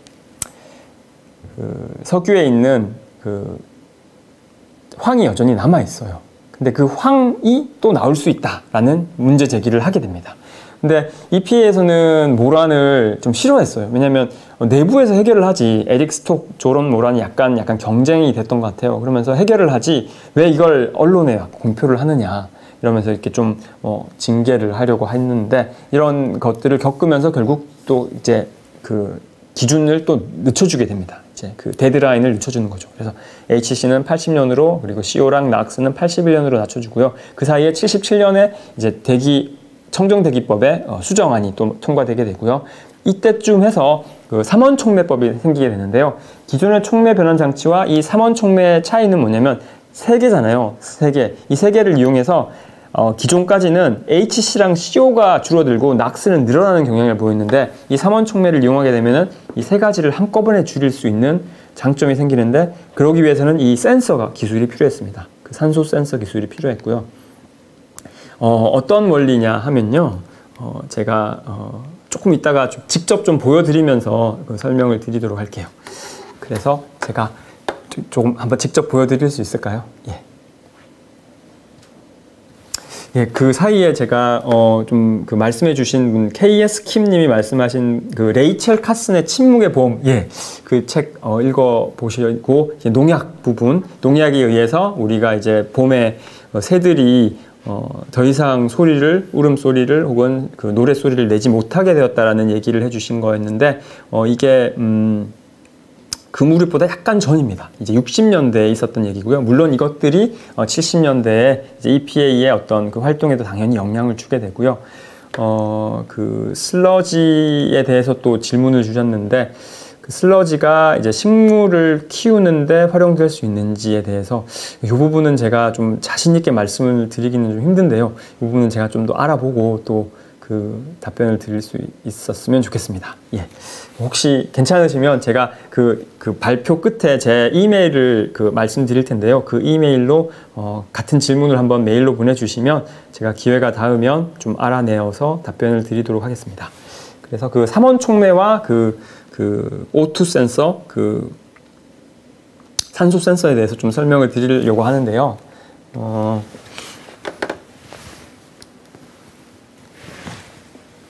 여기 보시는 게 가솔린 차량은 아니고요. 디젤 차량의 배기가스 장치인데요. 배기가스가 이제 엔진에서 여기서 나와서 이쪽으로 이렇게 통과해서 이쪽으로 나가게 됩니다. 근데 여기 통과를 하게 되면 두 개의 장치를 거치게 되고 하나의 센서가 있는데요. 이 첫 번째 장치를 한번 보여드리도록 할게요. 제가 약간 각도를 돌려보고 선생님께서 약간 줌을 해주시면,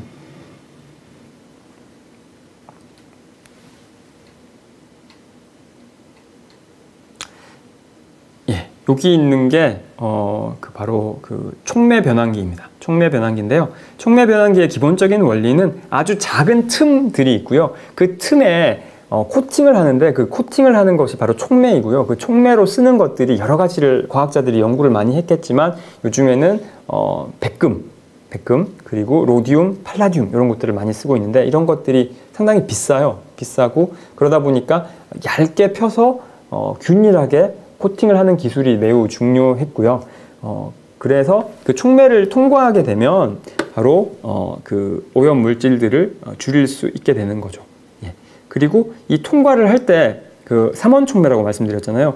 왜 요 센서가 필요한데요. 왜 이 O2 센서가 필요하냐면, 앞에서 제가 말씀드린 것처럼 온도가 낮고 온도가 높은 거에 따라서 HCCO는 줄어들고, 그리고 질소산화물은 늘어나잖아요. 그렇기 때문에 요 정확한 그 공기 대 산소비를 맞춰야 되는 거죠.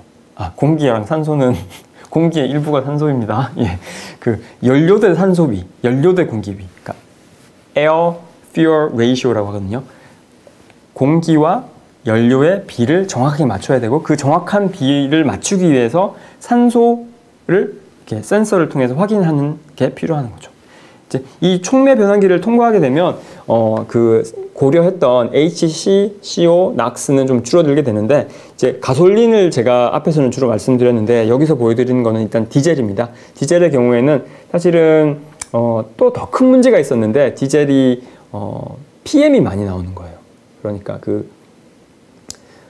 우리 미세먼지의 원인이 되는 물질들이 또 많이 나오는데, 그걸 줄이기 위해서 디젤 파티클릿 필터, DPF라고, 혹시 경유 자동차 직접 운행하시는 분들이나 아니면 거리에서 보신 분들은 DPF를 장착하였습니다 이러면서 이렇게 스티커 붙인 거 많이 보실 텐데요. 이 DPF라는 게 바로 이 장치인데요. DPF를 살짝 보여드리려면은 제가 이렇게 방향을 좀 틀게요. 방향을 좀 틀고, 여기 보시면 이게 이제 실험도 하고 이렇게 좀 보여드리기 위해서 만든 거라서 여기가 이렇게 뚫려 있고요. 그 뚫린 장치에서 보시면 이게 단면이, 이 삼원 촉매는 하나의 큰 통, 괜찮습니다. 그냥 두셔도 됩니다. 예. 하나의 큰 통이었다면, 여기 통이었다면, 예. 이 DPF는 좀 팽창하는 성격이 있대요. 열이 가면 팽창하는 성격이 있어서 하나로 만들게 되면 이 안에서 이렇게 문제가 되겠죠. 그렇기 때문에 4개의 조각으로 분리되어 있고 이 4번째 조각은 뺀 상태예요. 뺀 상태고 여기를 보시면 마찬가지로 필터가 있습니다. 필터가 있고요. 그 필터를 통해서 지나가게 되면 그 PM이 줄어들게 되는데 그냥 줄기만 하느냐? 그렇지는 않더라고 하더라고요. 이 PM이 결국에는 여기에 쌓이게 된대요. 그러면 이 쌓인 PM을 다시 없애줘야 하는 문제들이 있는데 그걸 없애기 위해서 여러 가지 또 기술들을 개발을 하게 됩니다. 그리고 이 DPF를 쓰게 되면 계속 쓸 수 있는 게 아니라 DPF가 어느 정도 지나게 되면 제대로 작동하지 않게 되는 문제가 있는 거죠. 그렇기 때문에 거리를 다니는 자동차 중에서 DPF가 장착이 되었지만 또 여전히 문제가 되는 자동차들이 있는데 그런 것들을 적절하게 찾아내서 또 그 수리를 해주고 보완을 해주는 것이 결국에는 그 환경 주무부처의 역할이 된 것입니다. 그래서 요렇게가 이제 큰 시스템이고요. 좀 더 확대를 해서 보여드리기 위해서 이제 요걸 가져왔는데 요거는 또 다른 자동차, 경유 자동차의 그 촉매 변환 장치고요.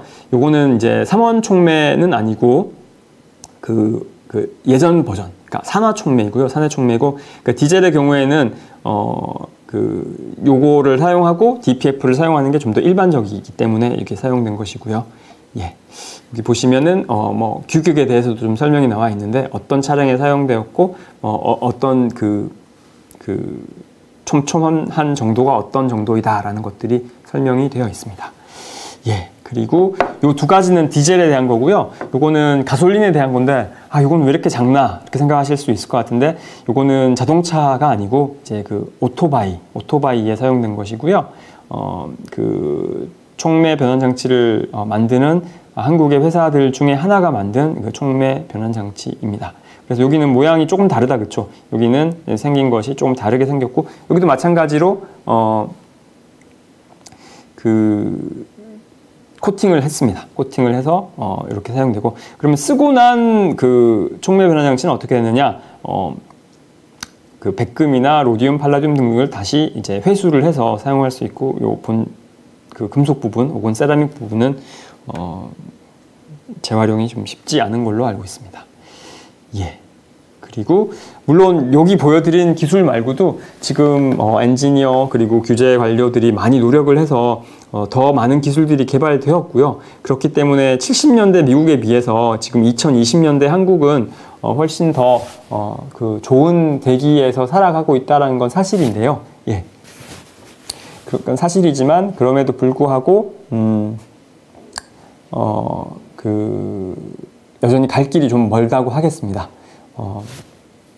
예, 이 장치들은 한국기계연구원에 계시는 김홍석 연구원님께서 저한테 빌려주셨습니다. 예, 이 기회를 통해서 다시 한번 감사드리고요. 김홍석 박사님께서도 계속해서 좋은 연구 부탁드리도록 하겠습니다. 예, 그러면 이어서 마지막 부분입니다. 약속과 발자취 부분을 말씀을 드리면서 오늘 그 강좌를 마치도록 할게요. 예, 앞에서 말씀드린 것처럼 슬러지에 대해서 그 규제를 받는 발전소에서 저항을 했었잖아요. 슬러지 문제가 될 거다. 74년에. 2014년에 문제가 좀 생겼어요. 예. 뭐 처음 생긴 문제는 아니고요. 예전에도 문제가 있었는데 좀 대규모로 문제가 생겨서 듀크 에너지라고 노스캐롤라이나에 있는 그 발전소입니다. 발전소에서 폐발전소. 그러니까 발전소가 수명이 있습니다. 발전소가 어느 정도 수명을 다하게 되면 발전소가 폐발전소가 되는데 이 폐발전소의 슬러지를 여기에 이제 그 모아두고 있었는데 그 슬러지가 그 강의 이름인데요. 댄강으로 흘러들게 됩니다. 그래서 식수도 오염이 되었고 주변 주민들도 많이 피해를 보고 물고기들도 떼 죽음을 당하고 그렇게 됐겠죠. 이제 그렇게 되면서 2주 동안 비소와 중금속, 그러니까 이 슬러지에 그냥 쉽게 또 집섬, 적고로 만들어서 쓸 수 없는 게 이런 것들이 섞여 있는 거죠. 그렇기 때문에 이제 토양 오염과 수질 오염이 심각하게 발생을 했었고요. 물론 그 발전소에서 슬러지에 대해서 문제 제기를 했을 때 이런 것까지 생각을 하고서 문제 제기를 한 건 아니지만 어쨌든 슬러지를 통해서 스크러버라는 기술이 완벽한 기술은 아니고 또 다른 오염을 만들 수 있다라는 점을 우리가 기억을 해야 될 거라고 생각을 합니다. 그렇다고 제가 스크러버를 쓰지 말자고 하는 건 절대 아니고요. 스크러버를 쓰면서 이런 문제들을 함께 고려를 해야 된다. 근데 어떤 식으로 고려를 해야 될지에 대해서는 마지막에 같이 좀 생각을 해보도록 할게요. 오늘 얘기를 다시 한번 정리를 해보면 첫 번째는 쉽게 해결되지 않는다는 거 말씀드렸죠.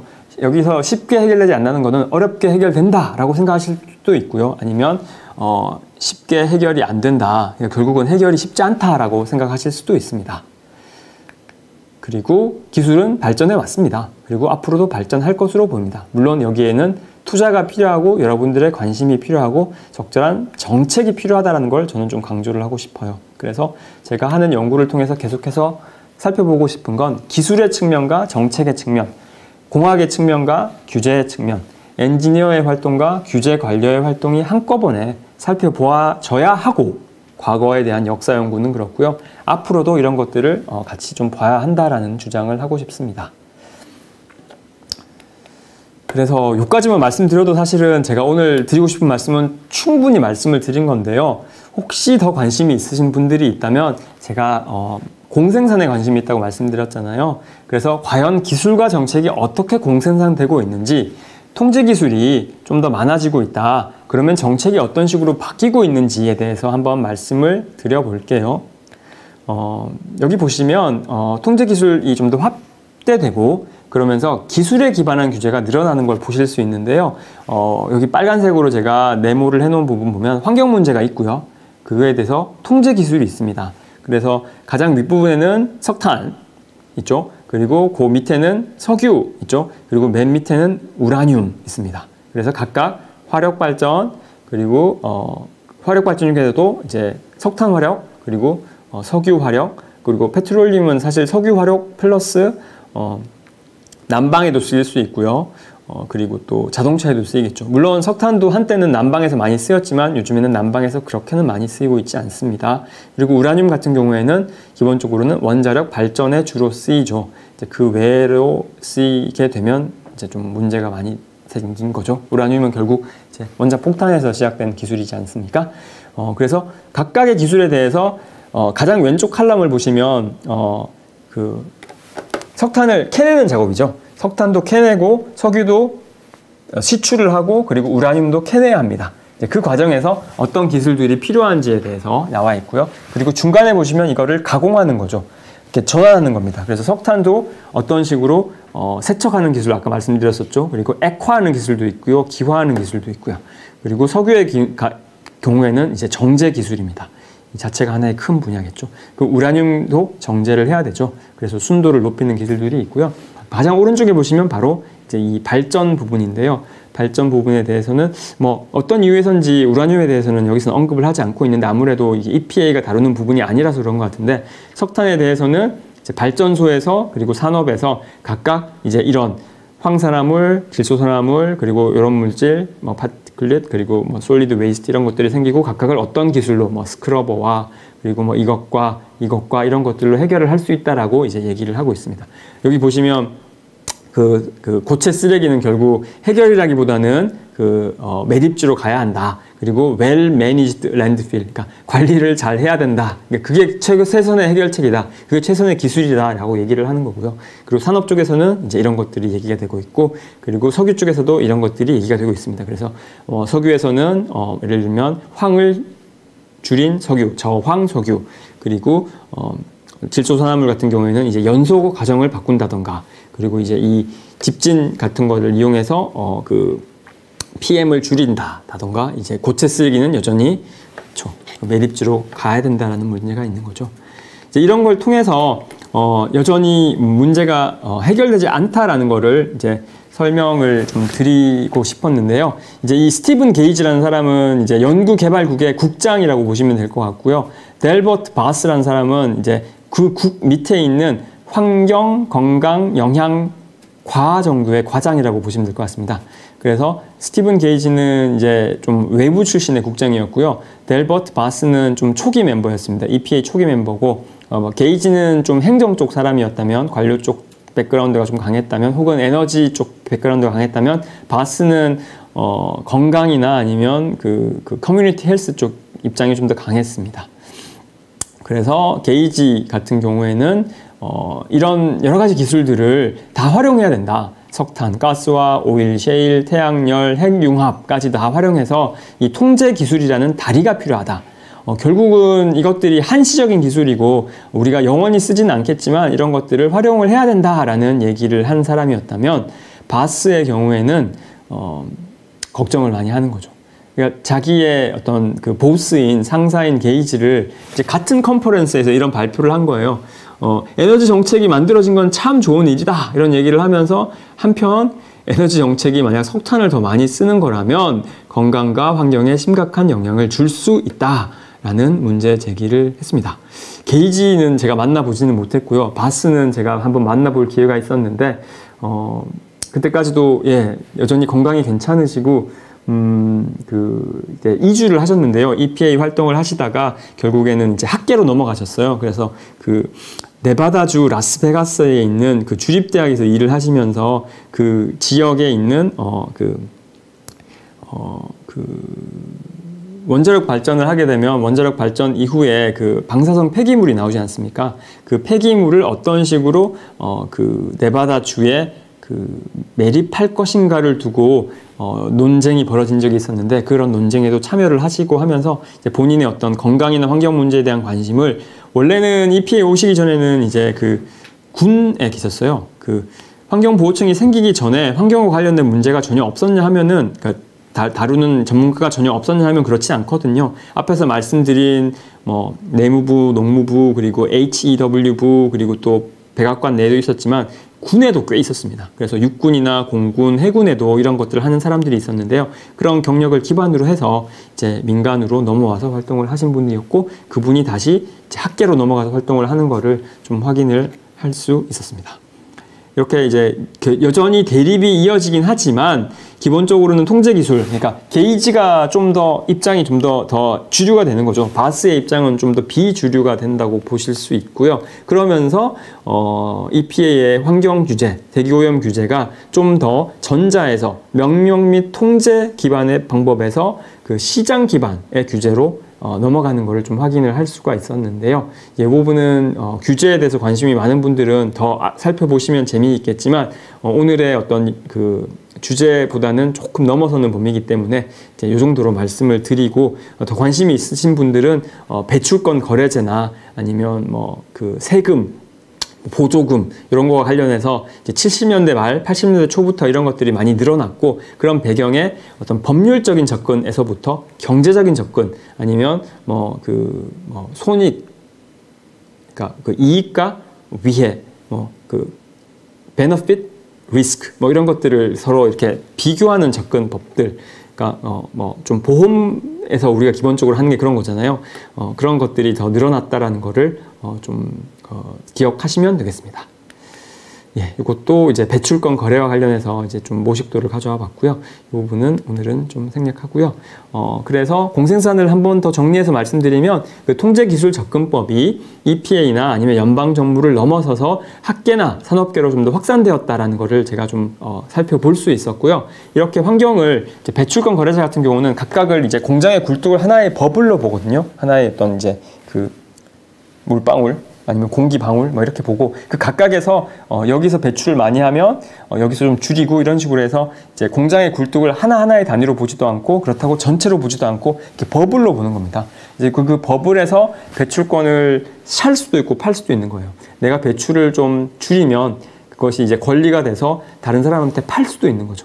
이런 식으로 하는 이제 대기를 이렇게 좀 통제할 수 있는 단위로 분해해서 접근하는 방식이 어떤 식의 어떤 함의를 가지는지에 대해서 저는 좀 관심이 있습니다. 그래서 그 기술 발전, 역사, 미래에 대해서 오늘 한번 같이 살펴봤는데요. 좀 정리를 해보면, 이제 스크러버 문제에 대해서 통제기 시스템 연구에서 시연된 스크러버가 좀 성공적으로 확산되면서 물론 어려움들도 좀 있었죠. 또 다른 오염이 생기는 문제도 있었지만 이런 것들이 이제 그 시장 기반의 규제를 가능하게 한 측면이 있다라는 거 제가 한번 좀 말씀드리고 싶었고, 그리고 EPA 내에서 논쟁이 되었던 촉매 변환기는 이후 시장에서 성공적으로 안착이 되었고 이후에 가솔린 내연기관, 디젤 내연기관에서 필수적인 장비가 되었습니다. 초기에는 촉매 변환기가 좋은 비싼 금속들을 썼기 때문에 달기 싫어하는 사람들도 있었고요. 기존의 차는 없이 출시가 됐을 테니까 또 이걸 떼가는 사람들도 있었대요. 네, 그래서 이제 좀 에피소드들도 있는데요. 요즘에는 이게 아무리 비싸다고 해서 이걸 직접 떼가는 사람은 잘 없는 것 같고요. 혹시라도 생각을 하신다면 절대 하시지 말아야 될 게, 이게 매우 높은 온도에서 잘 작동하는 기기이기 때문에 매우 뜨겁습니다. 예, 뜨겁기 때문에 절대 가까이 가시지 않는 것이 좋고요. 그리고 이러한 시장 기반의 규제가 늘어나면 것이 결국은 통제 기술 접근법의 확대. 그러니까 제가 공생산을 말씀드린 게 통제 기술이 확대되면서 시장 기반 규제가 확대되고 또 시장 기반 규제가 확대되는 것이 통제 기술을 좀 더 늘리는 경향이 있지 않은가라는 것을 좀 보여드리고 싶었습니다. 네.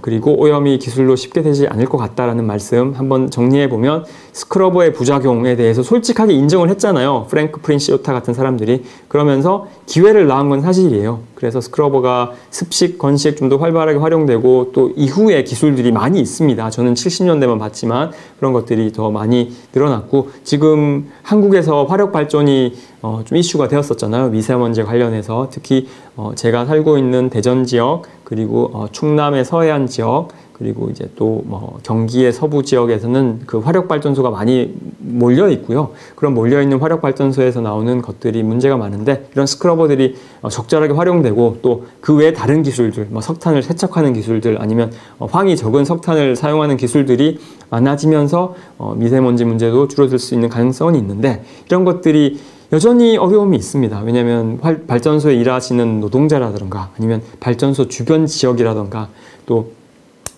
문제가 여전히 남아있는 것들이 있고요. 또 스크러버는 대기오염을 물과 토양으로 이전시킨 것에 불과한가? 제 간단한 대답은 그렇지는 않습니다. 대기오염을 줄인 측면도 있습니다. 그렇지만 수질이나 토양 오염으로 전이시킨 측면도 있습니다. 이렇게 대답을 해드릴 것 같고요. 촉매 변환기의 성공은 자동차 사용의 증가를 가져왔나? 그런 측면이 있습니다. 만약 촉매 변환기가 성공적이지 못했고 EPA의 환경 규제가 엄격하게 규제되었다면 자동차 회사들은 새로운 모델을 출시하지 못할 상황까지 갔었어요. 캘리포니아가 자동차 규제가, 대기오염 규제가 아주 엄격한 주 중에 하나인데요. 어떤 식의 규제를 했었냐면 저오염 자동차, 저배기 배출 자동차, 그러니까 하이브리드나 아니면 전기 자동차, 오늘날로 치면 수도 자동차까지도 많이 생산을 해야지 그 비중에 맞춰서 내연기관 자동차를 생산할 수 있게 한 거예요. 이제 그런 식으로 하면서 규제가 생산을 옥죄는 측면이 있거든요. 근데 그런 옥죄는 것이 줄어들었다는 측면에서 촉매 변환기의 성공은 자동차의 효과적인 생산과 사용을 증가시킨 측면이 있다고 생각을 합니다. 그렇지만 그렇다고 촉매 변환기를 성공시키지 말아야 하는가? 그건 아니죠. 촉매 변환기를 성공시켜야 되고 촉매 변환기를 또 후속 기술을 계속해서 발전시켜야 하는 것도 사실입니다.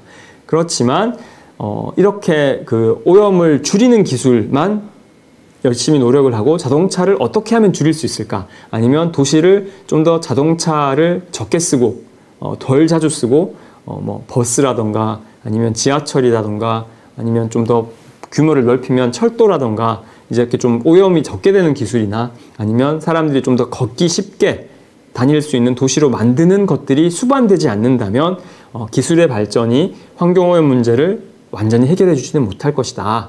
이런 얘기를 드리고 싶었고요. 대기오염은 그런 측면에서 또 다른 대기오염이나 기후변화로 이전되는 측면이 있다는 거, CO2의 증가 얘기를 드리고 싶었던 겁니다. 기후변화 문제, 기후위기 문제와 이런 통제 기술이 전혀 떨어져 있다고 보기는 힘들 것 같습니다. 결국은 탄소를 더 많이 쓰게 된 거니까요. 다른 오염물질을 줄이는 대신에 탄소를 우리가 죄책감 없이 더 많이 쓸 수 있게 했던 기술들인 거니까요. 예, 마지막으로 그 프랭크 아저씨가 최근까지도 활발하게 활동을 하시면서 이런 기후온난화 문제에 대해서 결국에는 그 지구공학이라고 하거든요.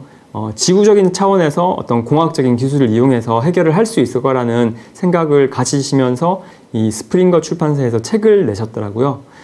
그런 걸 보면서 이제 프랭크는 기본적으로 통제기술 관점으로 이런 기후변화 문제도 기후위기 문제도 해결할 수 있어야 하고 해결할 수 있을 것이라고 믿음이 가지고 있는 사람이었어요.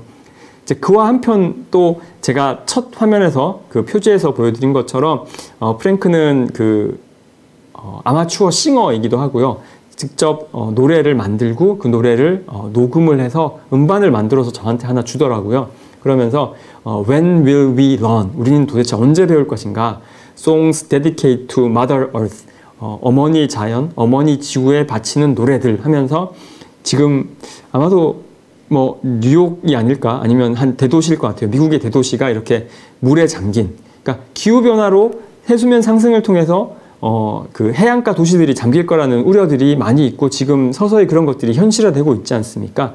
그래서 이런 것들을 2009년에 이렇게 음반으로 만들 정도로 환경 문제에, 기후변화 문제에 관심을 계속해서 가지고 있는 그런 감수성을 가지고 있는 사람인 거예요.